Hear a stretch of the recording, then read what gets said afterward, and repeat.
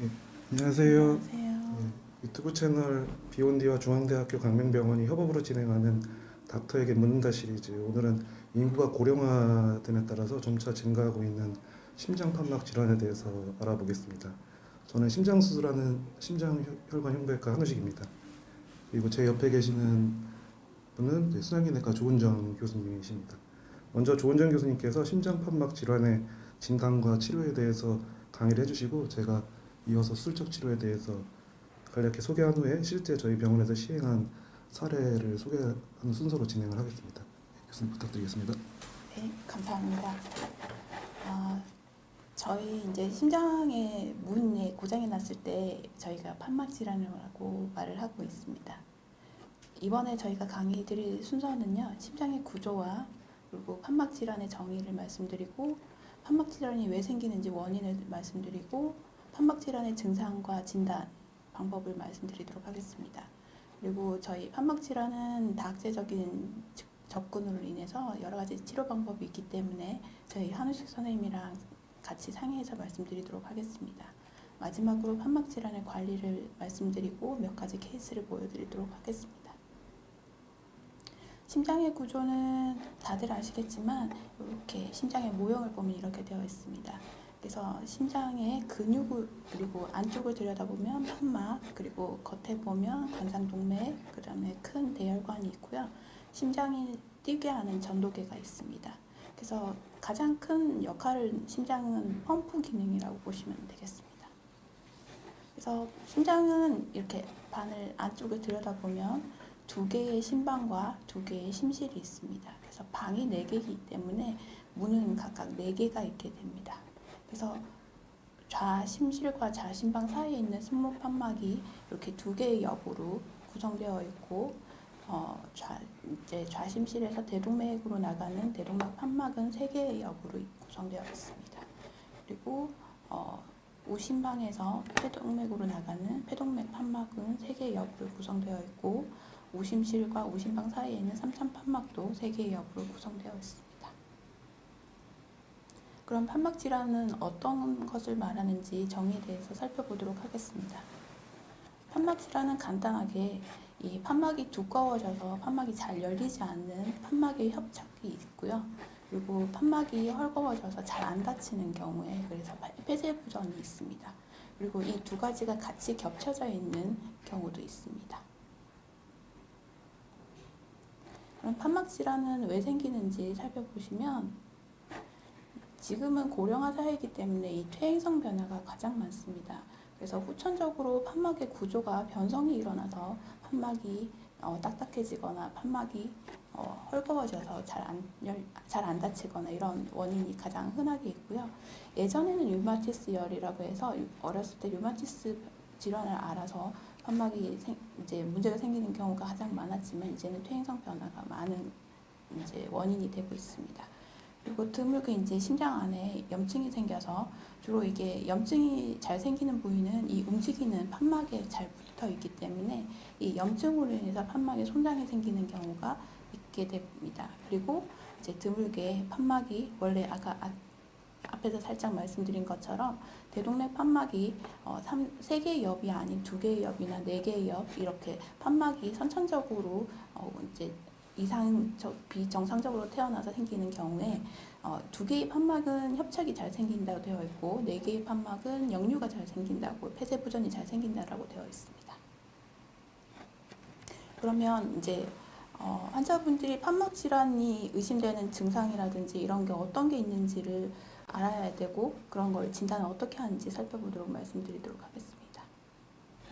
판막 질환은 여러 가지 증상, 그러니까 개인별로 다양한 증상을 호소하고 오십니다.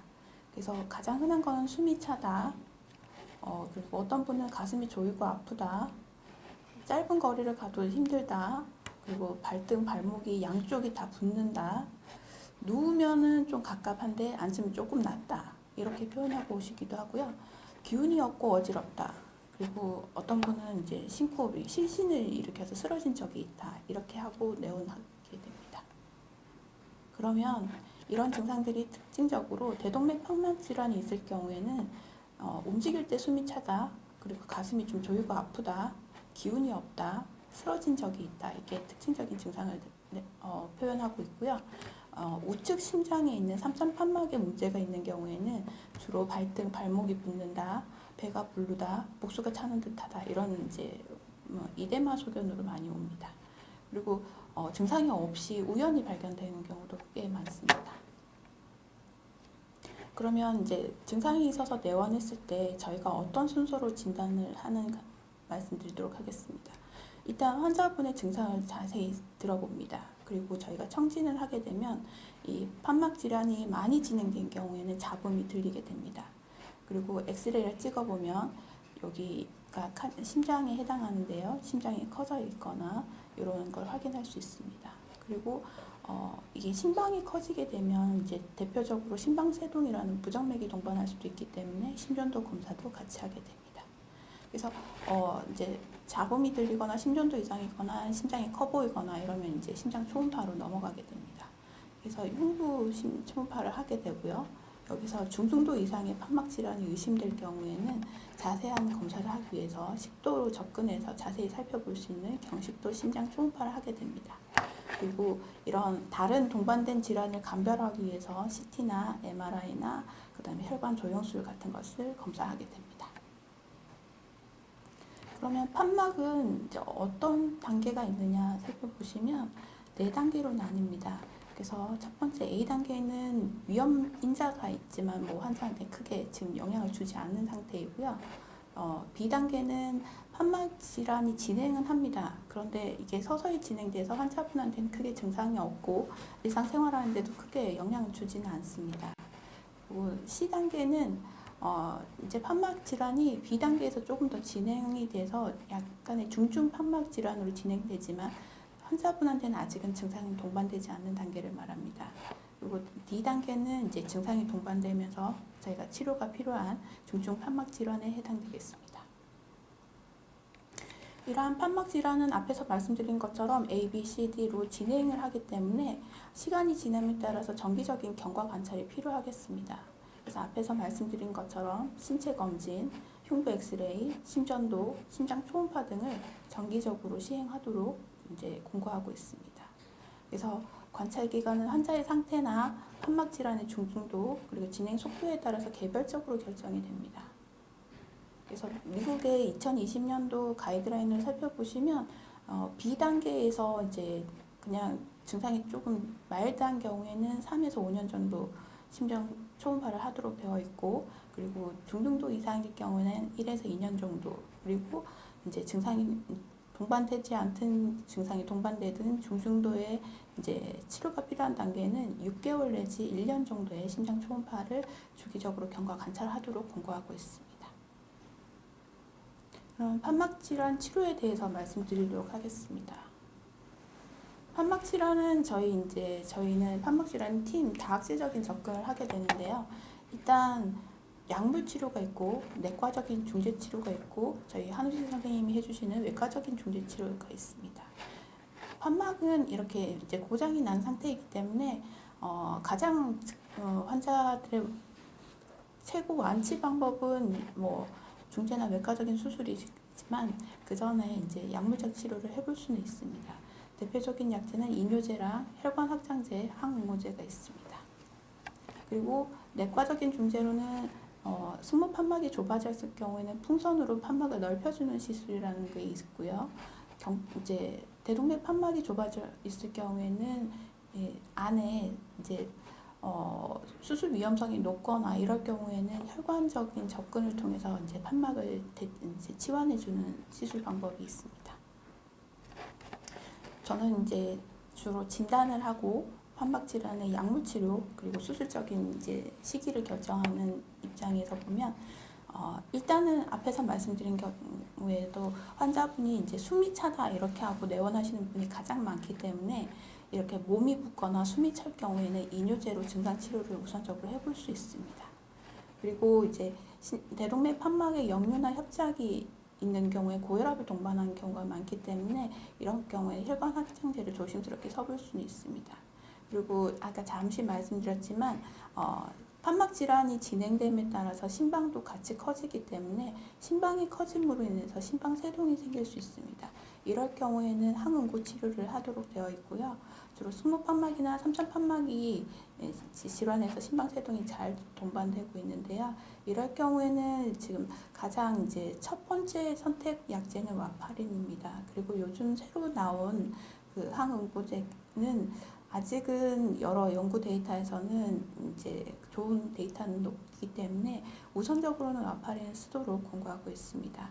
하지만 이런 약물 치료는 증상 치료 그리고 진행 단계에서 하는 거기 때문에 중등도 이상의 판막이 문제가 생겼을 경우에는 수술적 치료를 고려하게 됩니다. 그러면 저희가 이제 판막 수술 시기를 어떻게 결정하느냐 하면 약물 치료를 해도 증상이 호전이 없고 심장 기능이 점점 악화되거나 심장이 커지거나 그리고 환자 나이를 고려하고 환자의 동반 질환, 위험 인자를 고려하게 됩니다. 이렇게 저희가 한우식 선생님이랑 이런 이제 심장 관련 전문의들이 모여서 다학제적으로 접근을 해서 어떤 치료를 할지 결정을 하게 됩니다. 그러면 이제 심장의 외과적인 치료 방법에 대해서 한우식 선생님이 설명을 드리도록 하겠습니다. 예, 심장 판막에 질환이 있다고 모두 수술을 진행하는 것은 아니고요. 보통 이제 일반적인 수술의 적응증은 심한 판막 기능의 장애가 이제 협착이나 흉류가 있으면서 심부전 증상이 있는 경우가 이제 수술 적응에 해당됩니다. 심한 기능 장애는 보통 이제 약물 치료로 호전이 어렵고 또 증상이 있다는 것은 우리 몸의 자체적인 보상 기능이 한계에 다다른 걸 의미하기 때문에 수술을 이제 해야 하는 단계입니다. 그리고 중등도 기능 장애가 있는 경우에는 뭐 대동맥 수술이나 이제 다른 관성동맥 수술 같은 심장 수술을 해야 되는 경우에는 같이 시행을 할 수가 있습니다. 그래서 판막의 수술적 치료는 크게 성형술과 인공판막 치환술로 나눌 수 있는데요. 성형술은 이제 본인의 판막을 최대한 살려서 성형을 하는 수술로 판막의 상태가 아주 나쁘지 않은 경우에 시행을 할 수가 있습니다. 보통 승모판막 성형술이 많이 시행이 되고요. 이 그림이 정상적인 승모판막의 모양입니다. 그래서 왼쪽 그림 이제 위에서 승모판막을 본 모양인데 두 개의 이제 이파리로 되어 있는 이엽성 판막이고 종단면으로 보면 심장 근육에 이렇게 끈으로 판막이 연결되어 있는 낙하산 모양하고 비슷합니다. 그래서 승모판막의 성형술의 대표적인 수술법을 소개해드리면은 이제 판막근이 끊어졌을 때 이렇게 끊어진 부위를 삼각 모양으로 절제를 해서 연결해주는 삼각 절제술이나 아니면 판막근 자체를 이렇게 교체해주는 판막근 성형술 그리고 이렇게 이제 판막이 붙는 판막륜 그러니까 창문을 얘기하면 창문 틀에 해당되는 데를 이렇게 보강해주는 링 성형술이 있습니다. 근데 이제 판막 자체가 많이 망가져서 성형이 부적합할 경우에는 판막을 잘라내고 인공 판막으로 교체를 해야 됩니다. 인공 판막은 크게 이제 금속 판막과 조직 판막 두 종류가 있는데요. 금속 판막은 이제 티타늄으로 만들어진 판막으로 장점은 금속이기 때문에 반영구적이지만 단점은 이제 혈액과 접촉해서 혈전을 형성을 할 수가 있기 때문에 와파린이라고 하는 약을 평생 복용해야 되는 단점이 있습니다. 조직 판막은 이제 소나 돼지 심장 조직으로 사람 판막 모양 비슷하게 만드는 건데 혈전 형성은 적고 그런 장점이 이제 있는 반면 단점은 이제 동물 조직이기 때문에 보통 10에서 15년 정도 후에 망가지게 돼서 재수술이 필요할 수가 있습니다.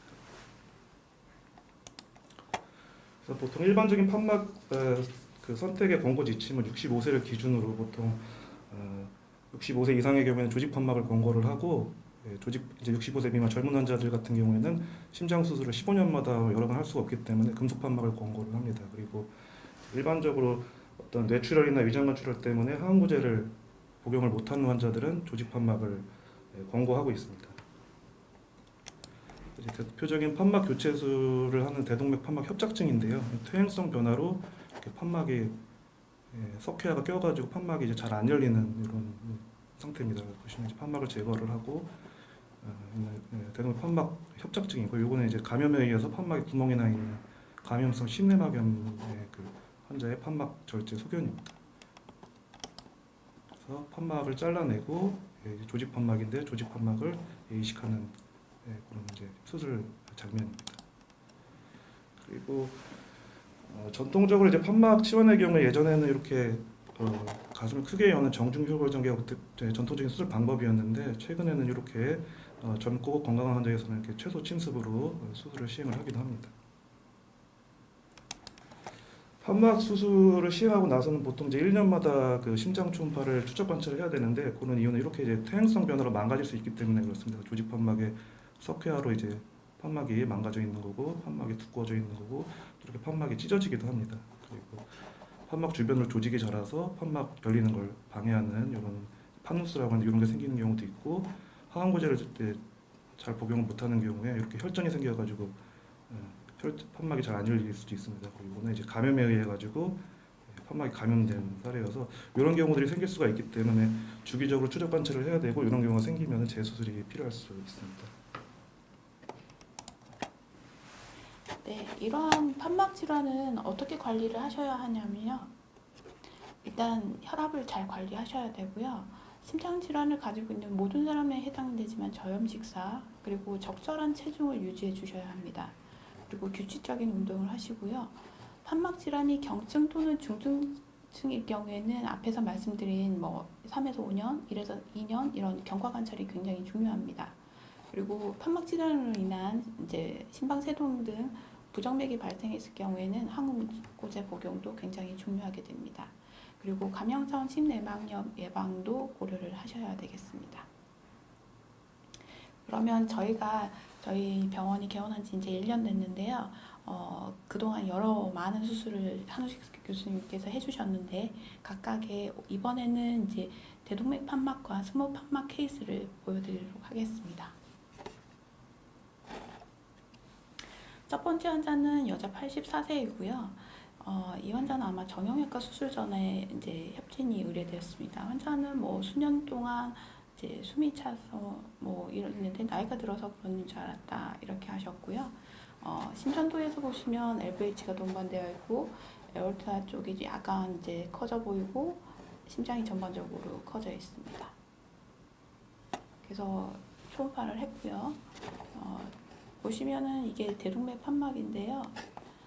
여기 단면을 보시면 거의 열리지를 않습니다. 그래서 저희가 단면의 면적을 봐도 거의 안 열리는 걸 확인할 수 있고, 얘가 좁으니까 혈액이 나갈 때 터빈하게 이게 프레셔가 걸리게 됩니다. 이 프레셔를 보시면 저희가 4 이상이면 이제 중등도 이상 굉장히 이제 수술적 치료가 필요하다 이렇게 보게 됩니다. 그래서 이 환자는 굉장히 이제 중등도의 판막 협착, 대동맥 판막 협착에 해당되겠습니다.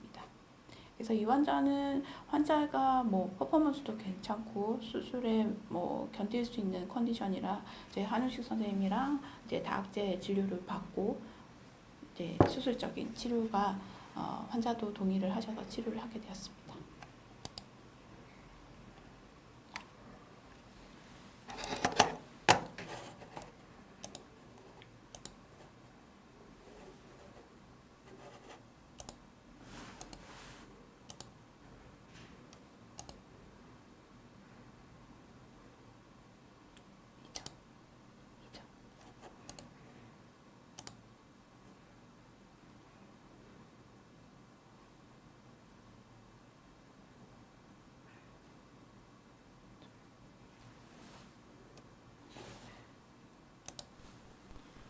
실제 환자의 수술 장면이고요. 판막을 절제를 하고 판막을 고정할 실을 판막륜에다가 이제 끼고 조직 판막을 떠서 고정을 하고 이제 판막을 이식하는 과정입니다. 그래서 수술은 이렇게 해서 이제 조직 판막이 이제 심어져 있는 상태고요. 수술은 잘 진행이 됐고, 환자분 무릎 수술도 같이 했으니까 무릎뼈 골절이 있었는데요. 그래서 환자가 이제 무릎뼈 재활까지 해야 돼서 한 2주 정도 후에 환자 잘 퇴원했고, 지금 잘 걸어 다니시고 증상 없이 잘 여러 추적 관찰 중입니다. 두 번째 케이스는요. 대동맥 판막에 역류가 동반되어 있는 환자였는데요. 68세 남자고 숨은 계속 찼었다. 그리고 가슴도 조금 불편하고 조이고 갑갑하다 이렇게 오셨습니다.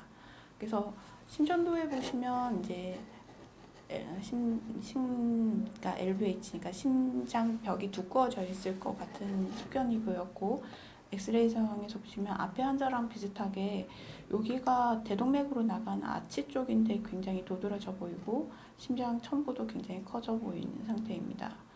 그래서 이 환자는 이 CT를 보시면은 여기가 대동맥 판막이 해당되는 부분이고 이게 아치에 해당하는 부분인데 여기 대동맥보다 굉장히 커져 있는 것을 확인할 수 있습니다.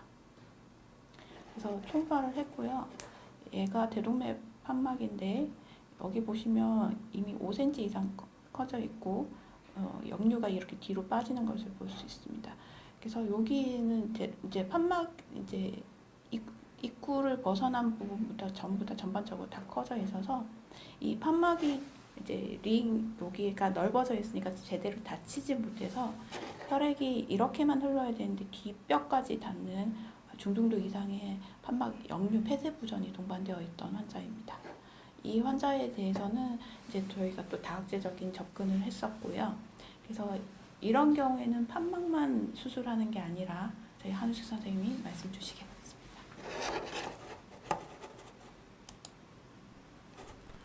그래서 이 환자 같은 경우에는 이제 대동맥이 많이 늘어나 있어가지고 대동맥도 같이 절제를 하고 교체하는 수술을 했고요.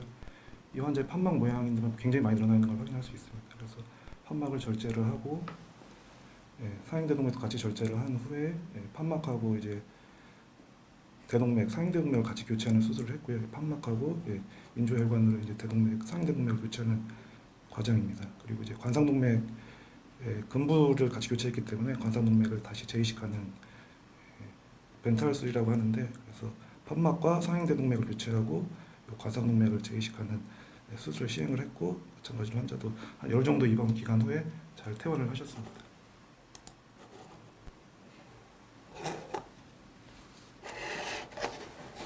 이제 대동맥 판막에 대해서 이제 폐쇄부전 그리고 협착 두 가지 케이스를 보여드렸고요.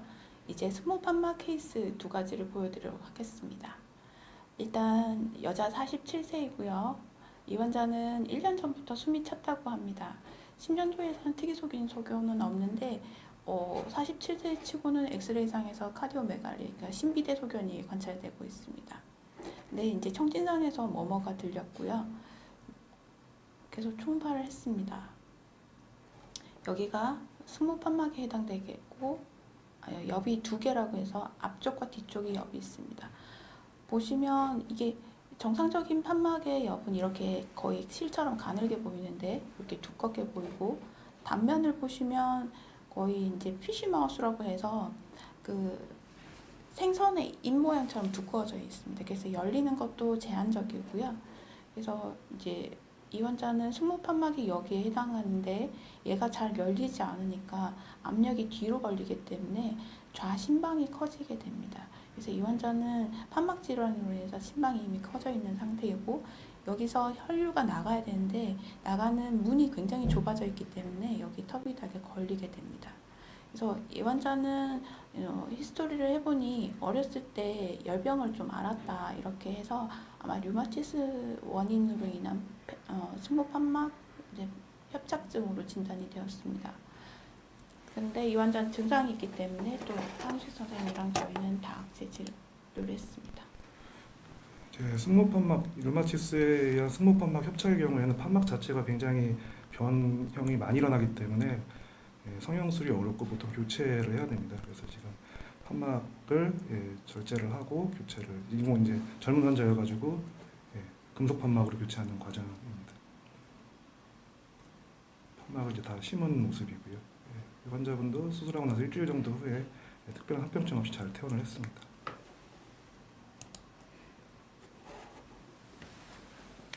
이제 네 번째 케이스인데요. 이제 승모 판막이 제대로 잘 안 닫히는 경우입니다. 젊은 남자였습니다. 이 환자는 이제 갑자기 이제 한 2주 전부터는 그냥 피로감이랑 이런 이제 뭘 해도 피로하고 일주일 전부터는 이제 숨이 급격히 차서 저희 병원을 내원했습니다. 젊은 사람치고는 신비대 소견이 심전도에서 보였고 엑스레이상에서는 약간 흡면 이데마 카디악 보도도 넓어져 있는 상태였습니다. 그리고 청진상에서는 굉장히 심한 잡음이 들렸거든요. 그래서 바로 그날 외래 오셨는데 바로 총파를 시행했습니다.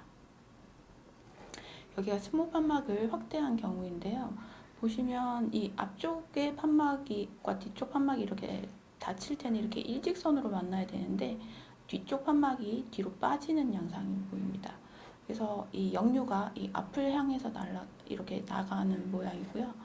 요거는 이제 저희가 에피가 그 침천부를 이제 4개의 포챔버, 그 4개의 방이 다 보이게 잡은 경우인데요. 여기가 승모 판막인데 자세히 보시면 혈액이 뒷벽을 치고 폐정맥까지 이렇게 뻗쳐나가는 것을 볼 수가 있습니다. 그래서 이 판막이 왜 이렇게 젊은 사람이 역류가 있나 이렇게 해서 저희가 더 자세히 보기 위해서 경식도 초음파를 시행했고요. 혈액이 이렇게 타고 도는 이제 중등도 이상 굉장히 심한 역류가 있었고 여기 자세히 보시면 여기 실처럼 달랑달랑 이렇게 움직이는 게 있습니다. 그래서 앞에서 한우식 교수님께서 말씀 주셨듯이 판막이 이제 문제가 생기거나 판막을 연결해주는 끈이 문제가 생겼을 때 이런 이제 역류가 생기는데 이 환자는 끈의 일부가 끊어졌지 않을까 추정이 되는 상태입니다. 그래서 저희는 이제 저희 검사실에서는 3D 영상 입체적으로도 가능한데요. 보시면 여기가 이제 앞쪽의 옆이고 뒤쪽의 옆입니다. 근데 뒤쪽의 옆에 이제 저희가 포션을 나누게 있는데 이 포션 쪽에 이제 판막이 이제 뒤로 빠지는 양상을 확인할 수 있고 여기 꼭지점에 보이면 여기 끈이 끊어져서 잔류한 모양이 보이게 됩니다. 그래서 젊고 환자는 급성 이제 증상이 동반되고 그래서 저희 한우식 선생님이랑 이제 치료를 위해서 만났습니다. 이 환자는 뭐 이제 젊은 환자고 판막끈 실제로 시술장 소견 자체가 판막끈이 끊어져 있는 이제 그 상태여가지고 이거는 이제 판막 자체는 괜찮아 성형수를 이제 했고 이렇게 삼각 절제를 해서 아까 그림에 설명드린 것처럼 그 끊어진 부위는 절제를 하고 이렇게 꾸며서 수술을 한 다음에 그 판막륜에 해당되는 경우 이제 링으로 이렇게 보강해주는 수술을 했습니다. 수술하고 나서 수술 초음파에서 역류는 다 없어진 게 확인이 됐고 환자도 마찬가지로 일주일 후에 특별한 합병증 없이 퇴원하시고 지금 외래에서 건강하게 잘 다니고 계십니다.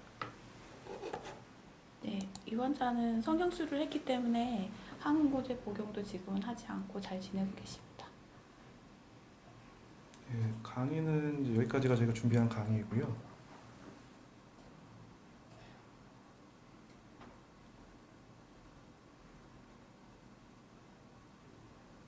지금부터는 이제 Q&A 시간을 갖도록 하겠습니다.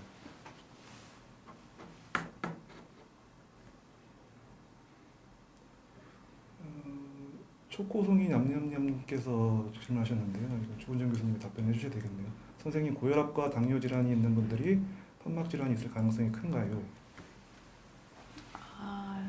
네. 고혈압하고 당뇨 질환이 있다고 해서 전부 판막 질환이 있지는 않습니다.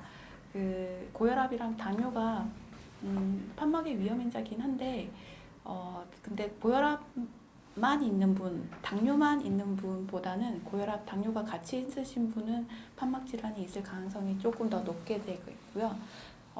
근데 혈압이랑 당뇨를 잘 관리하셨다 그러면은 조금 위험성은 낮습니다. 근데 당뇨를 잘 조절을 못했다 이러면 이제 퇴행성 변화가 잘 동반되게 됩니다.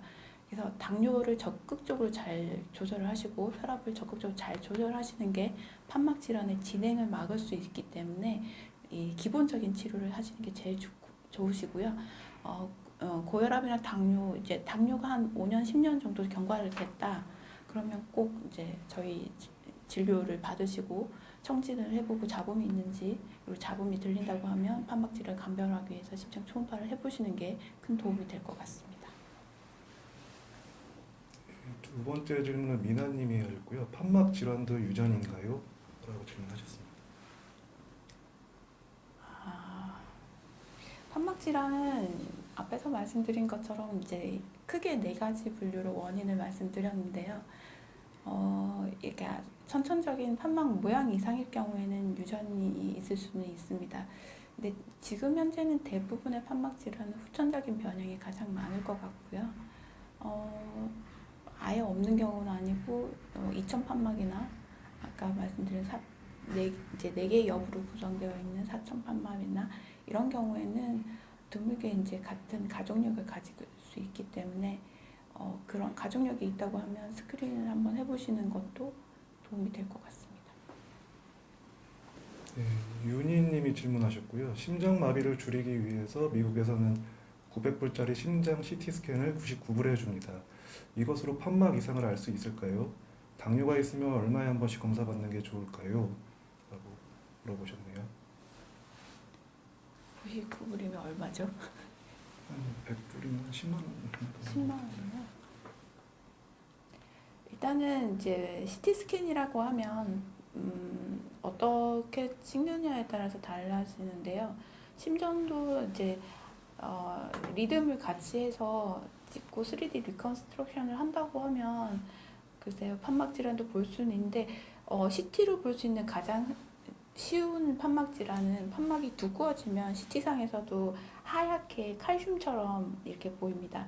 그래서 대동맥 판막 협착이라든지 승모 판막 협착이라든지 다른 판막의 협착은 CT로도 감별이 되는데 이제 어느 정도의 오픈 잘 열리고 어느 정도 좁아졌는지를 평가하기 위해서는 반드시 심장 초음파가 도움이 됩니다. 그래서 이런 의심이 된다 이렇게는 도움이 될 것 같고요. 이 판막 질환이 어느 정도 진행됐는지 그리고 이 중등도를 평가하는 거는 조금 제한이 있지 않을까 이런 생각입니다. 단골님이 질문하셨고요. 심장벽이 두껍다고 하는데 정상으로 돌아올 수 있는지 궁금하고 부정맥 연관성이 있는지 궁금합니다. 심장벽이 두껍다. 심장벽이 두껍다라는 거는 이제 여러 가지 원인입니다. 이제 가장 흔한 거는 고혈압인데 장기간 치료를 안 하고 쭉 버텨오다가 고혈압성으로 인한 이제 심장벽이 두꺼워진 경우에는 혈압을 잘 조절하시고 이제 이 시기가 얼마나 이제 빨리 치료를 하느냐에 따라서 심장벽은 좀 정상적으로 돌아올 수는 있겠지만 아까도 유전적으로 이제 심비대가 동반되어 있는 이제 유전 질환도 있습니다. 이런 경우에는 이게 정상적으로 돌아오지는 않습니다. 그래서 얘는 이제 이게 어디 부분이 심장에서 입구 부분이 이제 두꺼워져 있느냐 아니면 첨부 부분이 두꺼워져 있느냐에 따라서 이게 어느 정도 진행 양상이 다 틀리거든요. 그래서 이 입구 이제 판막을 근접한 부분에 두꺼워져 있는 경우에는 이 판막의 질환이 아니더라도 얘가 심근이 두꺼워져서 이제 혈액이 나가는 것을 이제 억제해서 좁아지는 효과랑 똑같은 경우에는 이제 심근벽을 이제 조금 잘라주는 수술을 고려를 하셔야 되고 심천부가 두꺼워지는 경우에는 얘가 시간이 지나다 보면 이 벽이 점점 얇아져서 그냥 이제 거의 움직이지 않은 형태로 변하는 경우도 있습니다. 이럴 경우에는 심장 천부가 움직이지 않기 때문에 혈전이 잘 생겨서 이런 경우에도 주기적인 경과가 보일 수도 있습니다. 그래서 심장벽이 어디가 두꺼워져 있느냐에 따라서 경과가 점점 다 다르기 때문에 심장벽이 두꺼워진 질환으로 진단이 된 경우에는 고혈압을 동반한 이제 치료하지 않았을 경우에는 뭐 조금 변형이 있을지는 모르지만 유전적으로 있을 경우에는 이제 어떤 부분이 이제 두꺼워져 있느냐에 따라서 잘 관찰을 하셔야 되고요. 유전적으로 이제 심장벽이 두꺼워져 있는 경우에는 예전에 이제 유럽 축구할 때 이게 이슈가 됐었습니다. 잘 달리던 환자가 아니라 잘 달리던 축구 선수가 이제 축구장에서 갑자기 딱 쓰러졌습니다. 그러고는 바로 죽었거든요.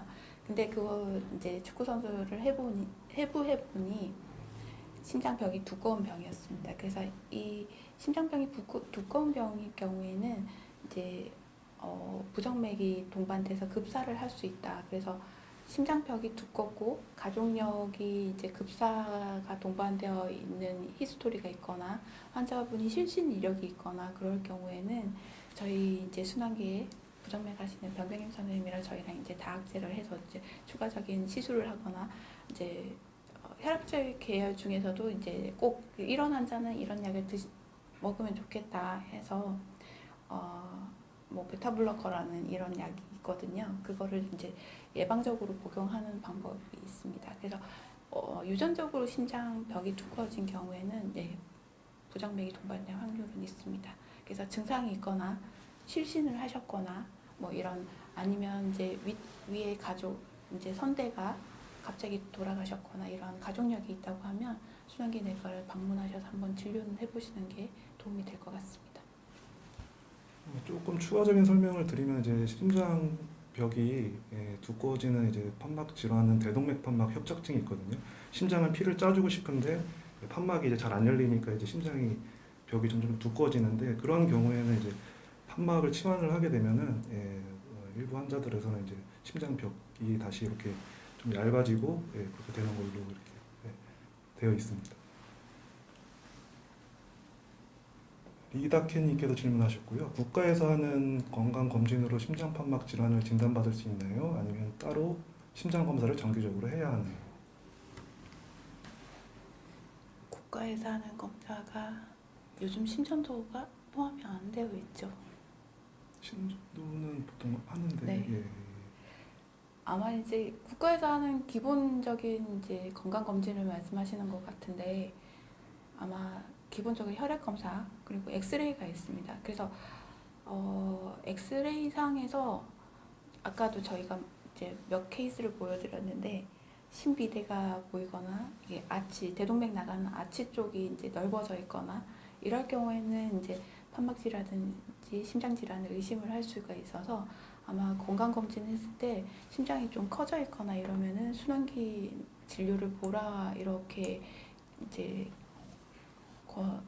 레커멘드를 하는 게 됩니다. 그래서 거기서 이상이 있을 경우에 저희 거기서 순환기 진료를 보는 게 좋겠습니다라는 문구가 있으면 내원하시는 게 맞을 것 같습니다. 미나님이 질문하셨고요. 인공판막은 인공관절처럼 환자마다 모양이 다른가요? 보통은 이제 판막은 정형화돼서 나오기는 한데 환자들이 아까 얘기한 그 판막륜이라고 하는 창문의 창틀에 해당되는 그 크기가 환자들마다 다 다르기 때문에 이제 그 사이즈에 따라서 여러 종류가 나옵니다. 근데 이제 판막 자체는 그렇게 아까 이제 금속 판막하고 조직 판막 보여준 것처럼 그렇게 정형화돼서 나오고 이제 사이즈별로 나오고 있습니다.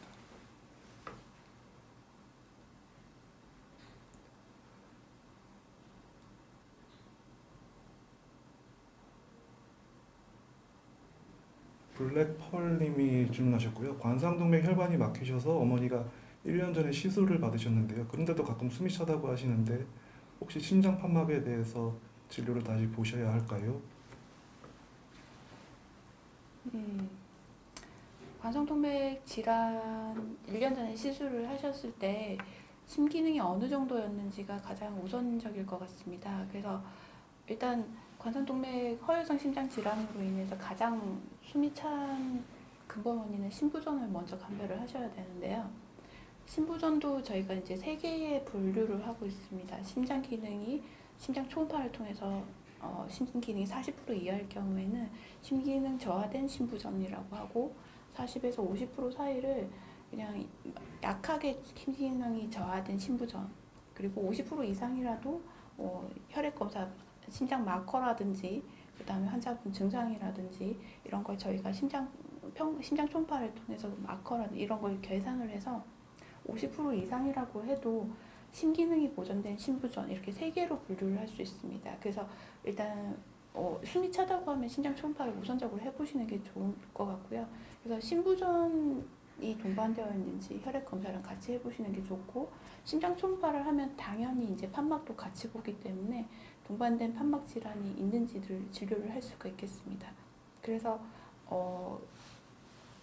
블랙펄님은 우선 순환기 진료를 받으시고 진찰을 통해서 보시고 이전에 이제 시술하셨던 병원에 이제 심장 초음파를 하셨던 기록이 있을 겁니다. 그래서 그때 심기능이 어느 정도 되었는지를 한 번 더 살펴보시고 그 자료를 가지고 오시면 저희가 환자분 진단하는 데 큰 도움이 될 것 같습니다. 안지현님께서 질문하셨고요. 이엽성 대동맥 판막 또는 삼천 판막 역류는 언제 수술을 고려하시나요?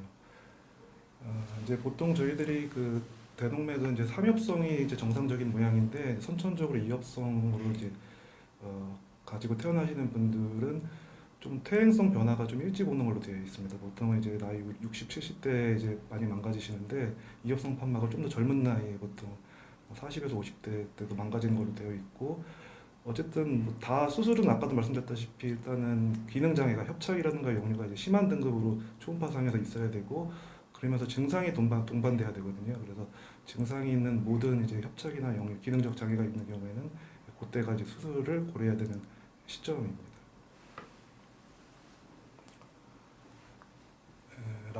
라면집 알바 중인 호랑이님이 질문하셨고요. 아침에 일어났더니 가슴이 답답한데 판막 질환 의심해봐야 할까요?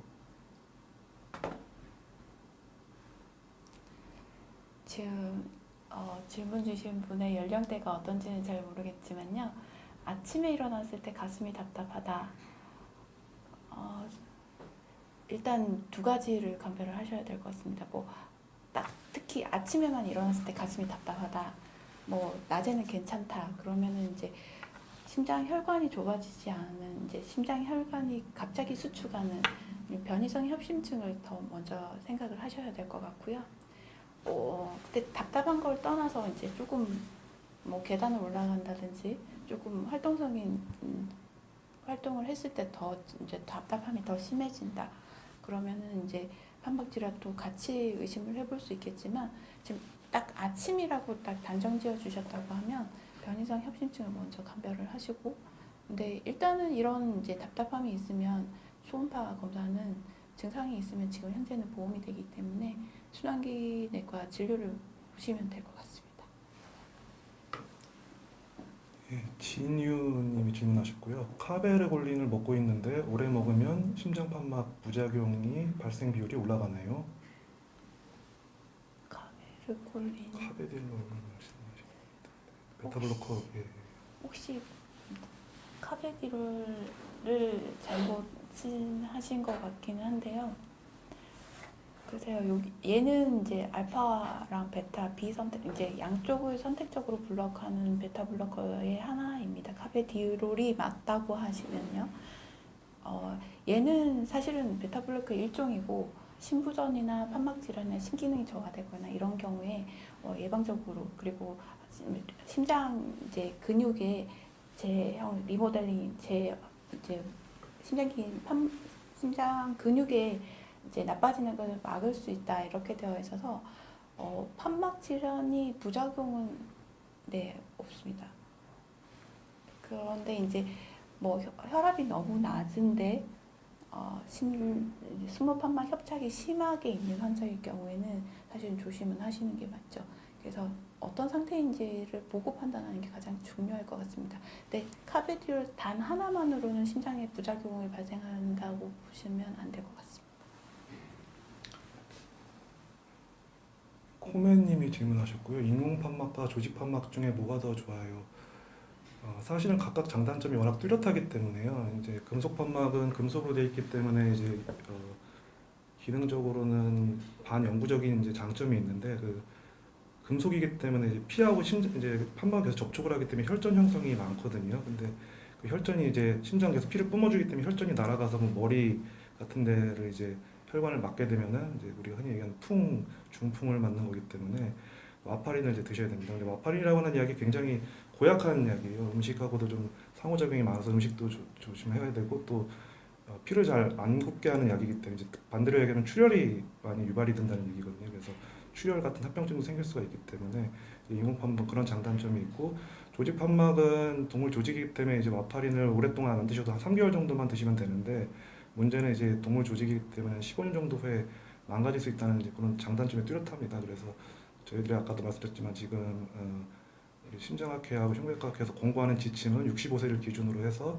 65세부터 젊으신 분들 같은 경우에는 금속 판막을 권유를 하고 이제 나이 드신 분들, 나이 70, 80이신 분들은 사실 15년 후에는 심장 때문이 아니라 그분 수명 때문에 돌아가실 가능성이 높기 때문에 조직 판막을 권유를 하고 있습니다. 또 뭐가 더 좋다고 말씀을 드릴 수는 없을 것 같아요.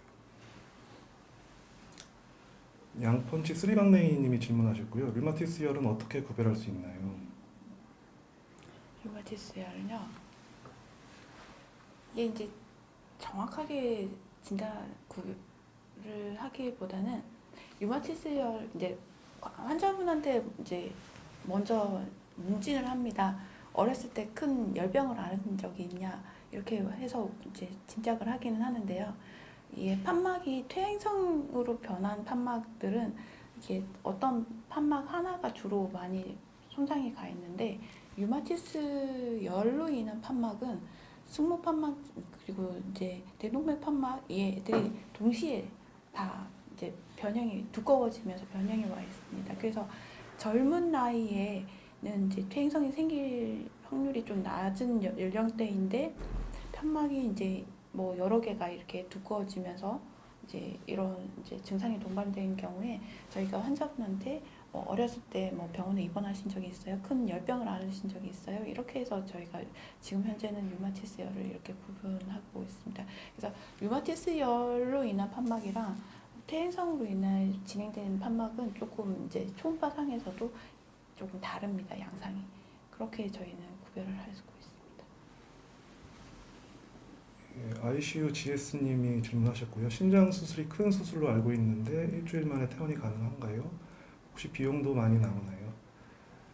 예, 보통 이제 환자들이 젊고 건강하신 환자들, 이제 수술 전에 요양병원에 누워 있거나 이런 분이 아니시면은 대부분은 수술하시고 나서 일주일에서 열흘 정도 입원 후에 퇴원을 하십니다. 예, 근데 이제 정중 흉골절개 아까 그 가슴을 크게 열고 수술하는 경우 뼈가 붙는 시간이 있기 때문에 그런 것까지 합치면 한 4주 정도. 근데 뭐 퇴원은 일주일 후에 가능하고요. 완전한 일상생활에 복귀는 보통 한 달에서 한 2달 정도 후에 가능합니다. 비용적인 부분은 신장 수술하고 입원해서 퇴원하시는데 총 진료 비용은 한 2천만 원, 3천만 원 정도 나오는데 만약에 대부분 의료보험들이 있으시기 때문에 보통 자기 부담금은 한 300에서 500만 원 정도 됩니다. 정선자님께서 질문하셨고 65세 여성인데 증상은 없으나 승모판막 역류가 심하다고 초음파로 진단을 받았습니다. 사기에 해당된다고 하는데 치환술 말고 성형술이 가능할까요? 이제 어떤 원인에 의해서 역류가 생겼다가 중요한데 만약에 아까도 말씀드렸듯이 류마티스열에 의해서 생기는 경우는 되게 판막 변형이 굉장히 심하기 때문에 그런 경우 성형수술이 불가능하고요. 만약에 이제 퇴행성 변화로 아까 판막근이 끊어졌다거나 이런 경우에는 한 7, 80% 이상은 성형술이 가능합니다.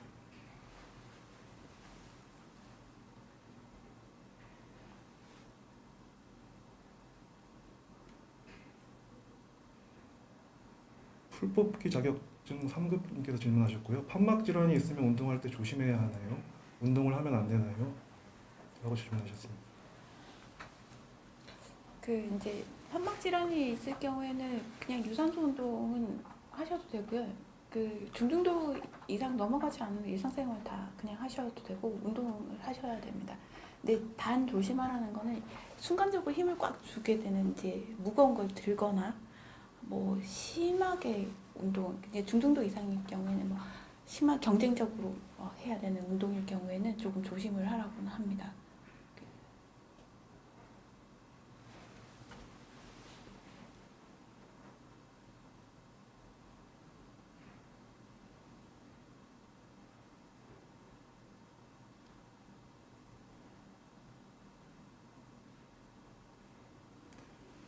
그릉 골골송님께서 질문하셨고요. 이제 초고령화 사회라고 하는데 판막도 수명이 있나요? 아마 수술하신 판막의 수명을 말씀하시는 것 같은데. 아까 말씀드린 조직 판막 같은 경우는 이제 12에서 15년 정도 후에 좀 퇴행성 변화가 생기는 걸로 되어 있고요. 금속 판막은 감염이나 이런 문제가 생기지 않는 한은 반영구적입니다. 그리고 이제 판막, 인공 판막을 말씀하시는 게 아니면은 아까도 말씀드렸다시피 되게 퇴행성 변화로 이제 협착증 이런 게 생기기 때문에 수명이 정해져 있지는 않지만은 이제 망가지시는 분들은 보통 한 60, 70대 망가지고 이업성 같은 경우에는 좀 더 젊은 나이에 망가지는 걸로 되어 있습니다. 보통 이제 제가 추가로 말씀드리면 판막 질환은 이제 그게 아까 말씀드렸던 B단계 정도 되면 이게 중등도로 진행되는 경우에는 한 환자 컨디션이나 환자 기저질환에 다르겠지만 한 5년에서 10년 정도 시간이 걸린다고 퇴행성 질환일 경우에 그렇게들 말씀들 하고 있습니다. 개인별 차이는 있습니다. 예, 뭐 질문이 많이 있으신데 저희가 이제 또 시간 관계상 여기서 강의를 마무리하고 다른 질문들 이런 게 있으시면은 저희들이 뭐 댓글이나 이런 걸 통해서 답변을 드릴 수 있도록 하겠습니다. 경청해 주셔서 감사합니다.